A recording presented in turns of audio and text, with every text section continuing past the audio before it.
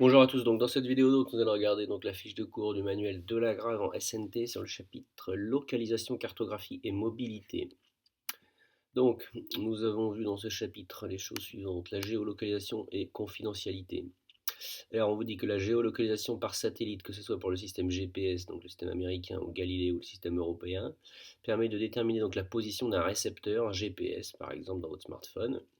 Donc les coordonnées du point sont déterminées par trilatération, c'est-à-dire que il faut trois satellites, donc comme on le verra dans l'image, donc sont nécessaires pour trouver la position. Il en faudra un quatrième pour synchroniser les horloges de tout le monde, là, des trois, plus avec une autre.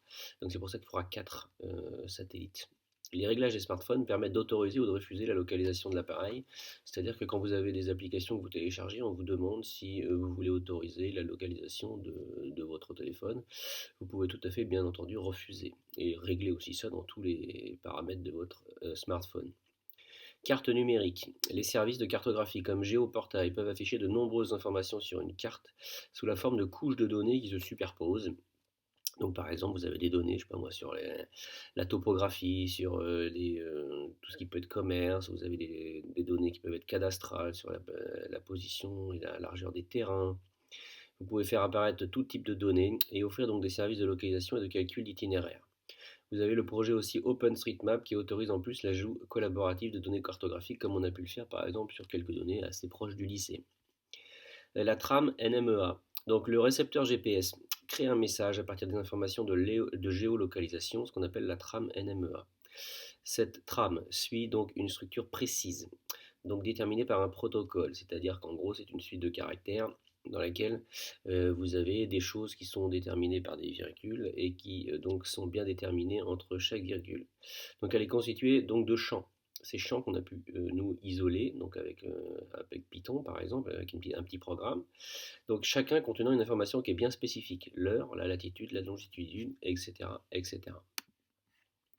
Calcul d'itinéraire. Alors on a vu que la recherche du meilleur itinéraire d'un point A à un autre point B peut être représentée sur un graphe, comme on l'a déjà vu dans d'autres chapitres sur les réseaux sociaux entre autres.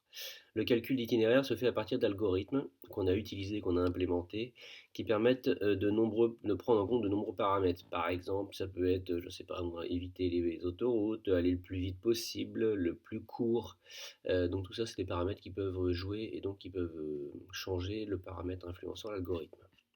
Donc là, vous avez donc tous les éléments de vocabulaire que je vous laisserai donc lire tranquillement. Et ensuite, on va regarder donc les images.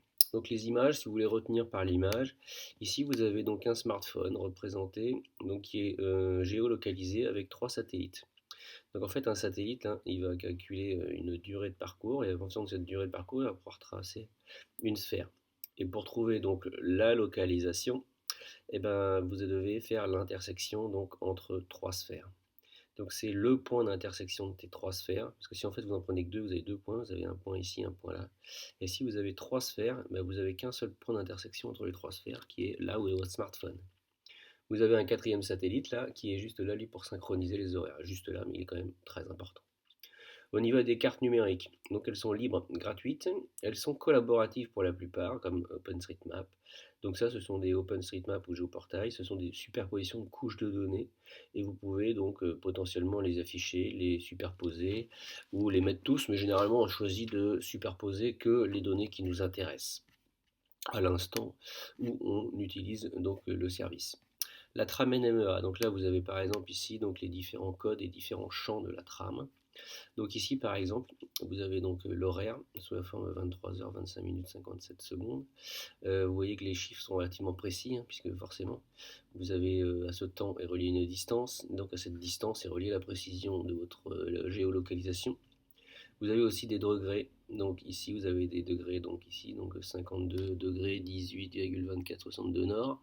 Et vous avez ici donc 9 degrés 24 minutes 29 pardon 9 degrés 24,2643 est. Donc là, vous avez donc ça, vous avez un horaire qui vous permet de vous placer à l'horaire à laquelle on vous indique sur votre GPS. Et ici, vous avez donc votre position. Donc vous avez ici en nord-sud Donc vous avez votre latitude et en est-ouest vous avez votre donc longitude et ici vous pouvez convertir ces données-là pour vous placer sur votre GPS.